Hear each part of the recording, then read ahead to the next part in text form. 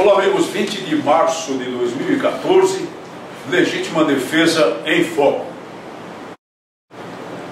Os movimentos Brasil pela Vida, pela legítima defesa e pela segurança pública querem deixar bastante clara a sua posição com relação à marcha, à manifestação pública que se pretende seja a reedição da grande marcha da família com Deus pela liberdade de 1964 e deverá acontecer no próximo fim de semana. Entendemos que a forma de convocação da marcha conteve um equívoco importante. As lideranças do movimento associaram o ato público a um pedido explícito de intervenção militar, embora posteriormente tenha sido acrescido ao termo intervenção militar a palavra constitucional. Não é a melhor posição.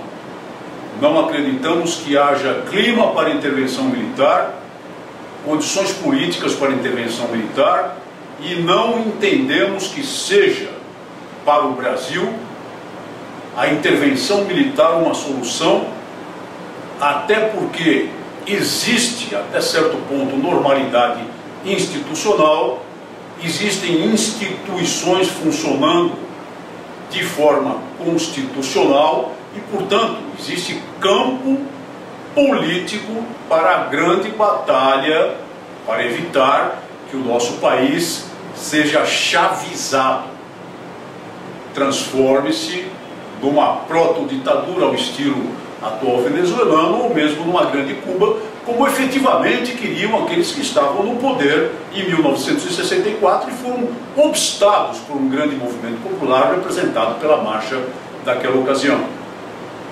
E é essa a razão pela qual não nos agregamos a esse movimento, ao atual movimento, e que entendemos que ele não possa ser apontado exatamente como uma reedição da Marcha da Família com Deus pela Liberdade. Um movimento dessa natureza deveria ser convocado, a nosso ver, apenas para comemorar aquele grande evento e para ser um marco da posição daquilo que entendemos seja a maioria silenciosa dos brasileiros em relação às ameaças que estão no horizonte do nosso país.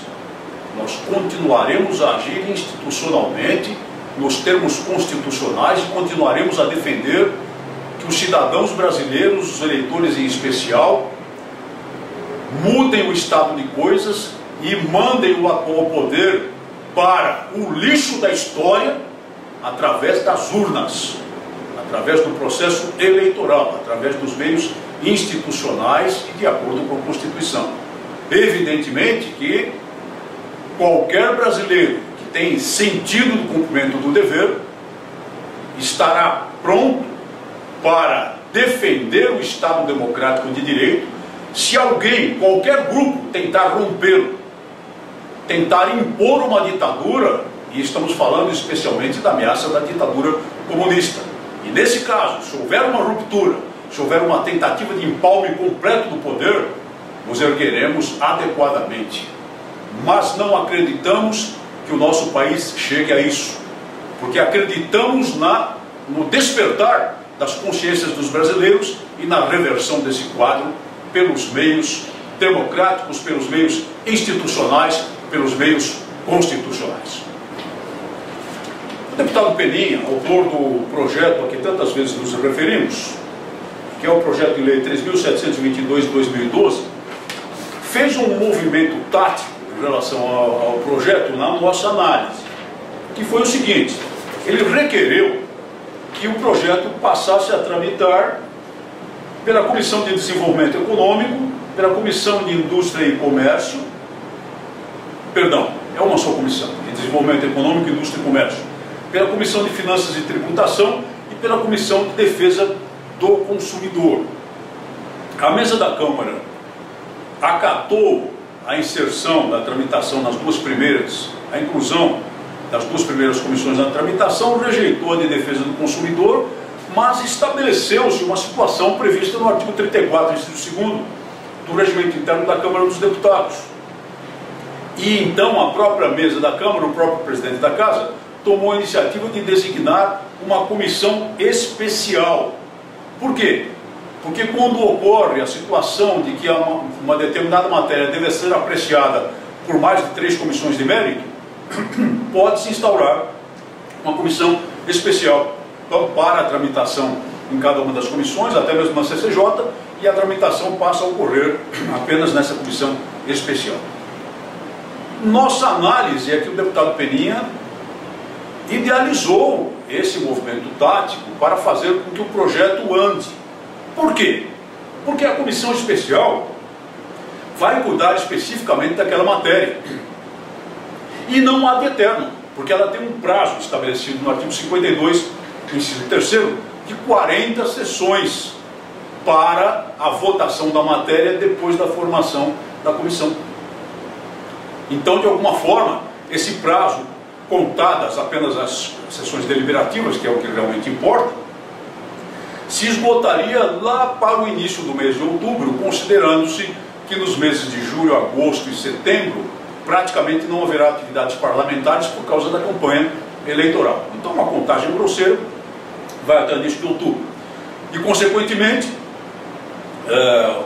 fugiria esse projeto do arrastamento das comissões, porque o exame da matéria em cada comissão depende de ela ser pautada pela presidência, ou depende dela receber prioridade de análise de acordo com o consenso dos membros da comissão. E isso pode fazer com que ela vá se arrastando durante anos em uma determinada comissão. Por outro lado, a minha experiência mostra que uma comissão especial, se o governo quiser, é de difícil realização também, porque os líderes partidários têm de indicar os componentes dessa comissão especial à mesa da Câmara. E na experiência da antiga PEC 300, eu me lembro perfeitamente bem de que nós tivemos que pressionar a presidência da Câmara durante 6 meses consecutivos para obrigar os partidos a indicar os membros. E eles poderão fazer exatamente a mesma coisa em relação a essa matéria, se for de interesse do governo. Por outro lado, o regimento interno, no artigo 33, parágrafo 1º, diz que se os líderes partidários não fizerem a indicação em 48 horas depois da formação da comissão, o presidente da Casa pode ele mesmo designá-los. Mas era assim também no caso da PEC 300, e o presidente da Casa de então simplesmente se omitiu durante 6 meses, até que não mais suportou a pressão.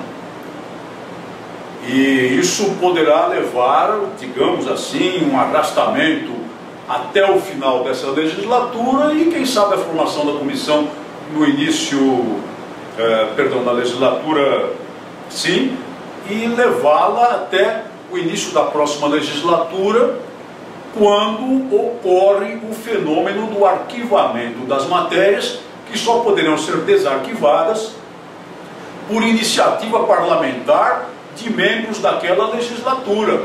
Então, se o deputado Peninha for reconduzido, mesmo a matéria arquivada, ele conseguirá desarquivá-la com relativa facilidade. Caso contrário, ele terá que contar com a boa vontade de algum parlamentar para fazê-lo posteriormente. Vejam então que há certos riscos na iniciativa, mas compreende-se o movimento tático do deputado Peninha e vamos então trabalhar e pressionar os parlamentares para que ele tenha sucesso. E para terminar, nós vamos mostrar aqui um link de um belíssimo filme da Federação Italiana de Tiro ao Voo, enviado pelo nosso participante e grande combatente Douglas Russo Filho, a mostrar como é o ambiente num país que respeita as tradições do tiro desportivo, as tradições do tiro desportivo como modalidade olímpica, e como esse fato e a participação e as vitórias nas competições olímpicas fomenta algo que é muito importante: o orgulho nacional. Muito obrigado por sua atenção e até o nosso próximo programa.